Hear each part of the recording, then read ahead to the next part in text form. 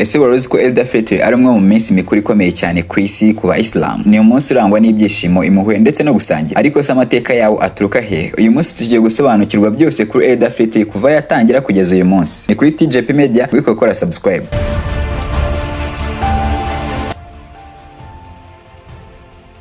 Eid al-Fitr ni umunsi mukuru w'Abayisilamu wizihizwa nyuma yo kurangiza igisibo cya Ramadhan. Uyu munsi wa kuri tariki ya mbere y'ukwezi kwa Shawwal mu ngengabihe ya Islam. Ijambo Eid risobanura ibirori, naho Fitr risobanura gufungura igisibo. Bivuze ko ari umunsi wo kwishimira ko igisibo kirangiye. Amateka ya Eid al-Fitr atangira mu gihe cy'intumwa y'Imana Muhammad. Mu gihe yari atuye i Madina, yasanze abaturage bafite iminsi mikuru ibiri y'imyidagaduro, ariko abigisha ko Allah yabahaye iminsi myiza kurusha iyo ngiyo, ariyo Eid al-Fitr na Eid al-Adha. Kuva icyo gihe Eid al-Fitr yatangiye kwizihizwa nk'umunsi wo gushimisha Imana nyuma yo kwihangana no gusiba mu kwezi kwa Ramadhan.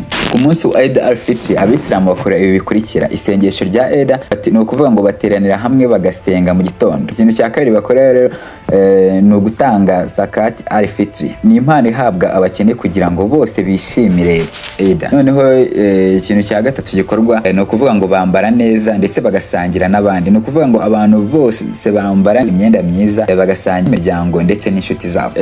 Ikintu cya kane bakora kuri uyu munsi no bakunda kuvuga bati Eid Mubarak, bisobanuye Eid nziza cyangwa se umunsi mwiza w'ibirori. Reka noneho turebere hamwe uko uyu munsi wizihizwa ku isi yose. Ni ukuvuga ngo Eid al-Fitr wizihizwa ku isi muri Aziya ndetse no mu Rwanda muri rusange. Mu Rwanda Abayisilamu bateranira hamwe mu masengesho cyangwa se aho basanzwe basengera mu masengero manini cyane, kandi bagasangira n'abavandimwe bishimye cyane. Nubwo imico ishobora gutandukana, ariko igitekerezo ni kimwe: ibyishimo, ubumwe ndetse n'impuhwe. Reka noneho turebere hamwe impamvu Eid al-Fitr ari ingenzi. Ni ukuvuga ngo Eid al-Fitr itwigisha ibintu byinshi cyane: kwihangana, ni ukuvuga ngo no kwera Ramadhan, kugira umutima wo gufasha abandi bantu ndetse no gushimira Imana. Ni umunsi wo gutangira ubuzima bushya bwiza kurushaho. Reka noneho turebere hamwe uko Abakristo bafata uyu munsi. Ni ukuvuga ngo rero Eid al-Fitr ni umunsi mukuru wa Islam, ntabwo ari umunsi mukuru w'abantu. Ni ukuvuga ngo rero bityo rero Abakristo ntabwo bajya gusenga cyangwa se bajya amasengesho Eid cyangwa ngo bayizihize n'ikirori cyabo, ariko Abakristo bo